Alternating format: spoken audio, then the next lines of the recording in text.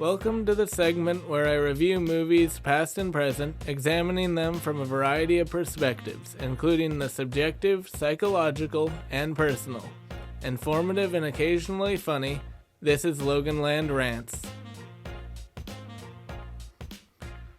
Welcome to LoganLand Rants, and today we're talking about Iron Man, the movie from 2008. Now, I think we're all familiar with it in one way or another. It was the start of the Marvel Cinematic Universe. It was one of the many catalysts that helped launch Robert Downey Jr. from a A-lister who had a drug problem to a A-lister with no equal. With all that in mind, what is the movie about? Well, if you don't remember, the movie is basically an origin story for the Iron Man character, about a billionaire playboy who gets captured by terrorists in Afghanistan and needs to build a suit of armor and decides to become a superhero to stop all the damage that his weapons have caused. It's worth noting that he's a billionaire because war is his income. He's an arms manufacturer, immoral war profiteer. And this is just him becoming a superhero to fight back. Only to kind of have to deal with the problems of some of his associates and competitors who tried to kill him. That's its own beast. Jeff Bridges is a okayish job as a villain there. But anyway. What are the pros of this movie? Is usually the next question I have written down.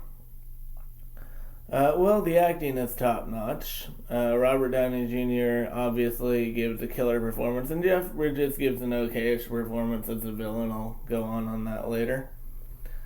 The acting is great across the board, and apparently Clark Gregg, who played Phil Coulson in other Marvel Cinematic Universe properties, he's also in this, but apparently they liked him so much he was originally just going to be a nameless agent character. But they liked him so much they gave him a real name. Thanks, Jon Favreau.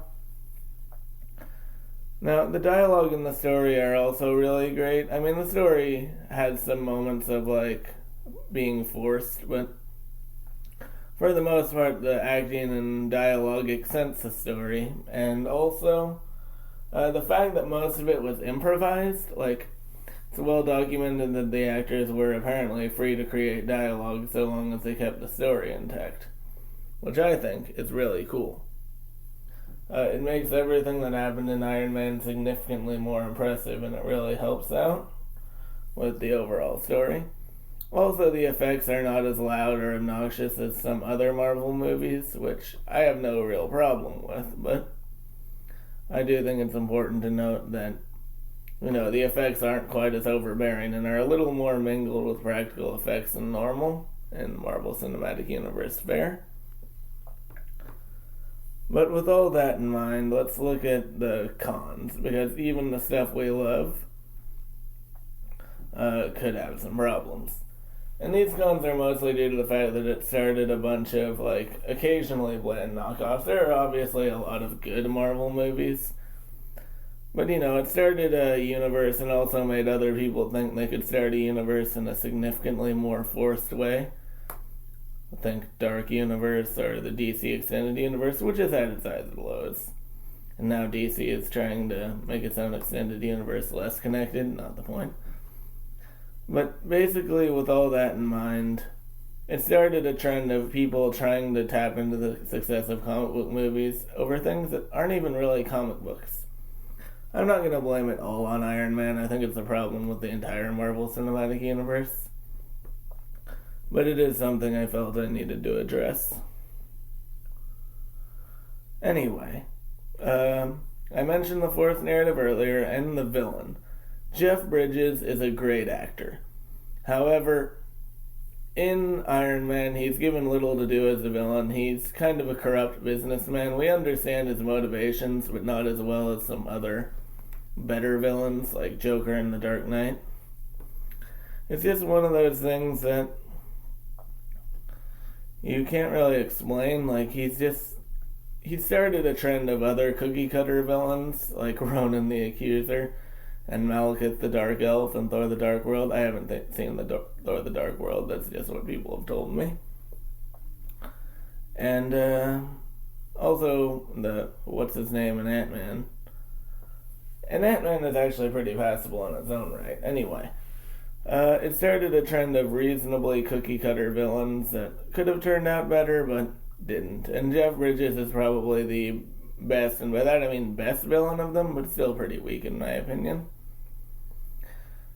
Anyway, I talked about the improv, I talked a little bit about Robert Downey Jr. being an amazing actor. Like, this wasn't the first movie that started his career. I haven't seen the movie that started his career. Restarted, sorry. Kiss Kiss Bang Bang.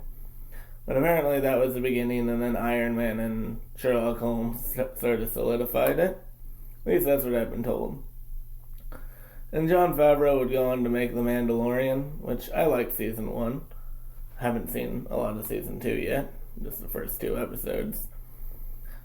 But all of that, I think it was Favreau and Whedon, like Joss Whedon, who helped kind of kickstart the Marvel Universe. DC fanboys, don't at me. Whedon has his moments.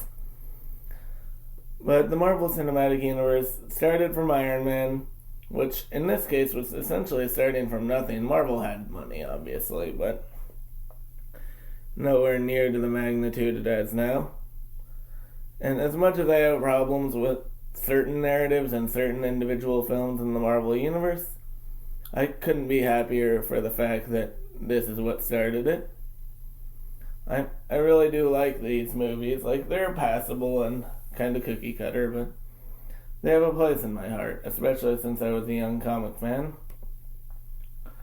With that in mind, I think I've exhausted everything I can say about Iron Man at this point. Feel free to like, pledge, comment, or subscribe. And I'll see you next week with another podcast. Bye.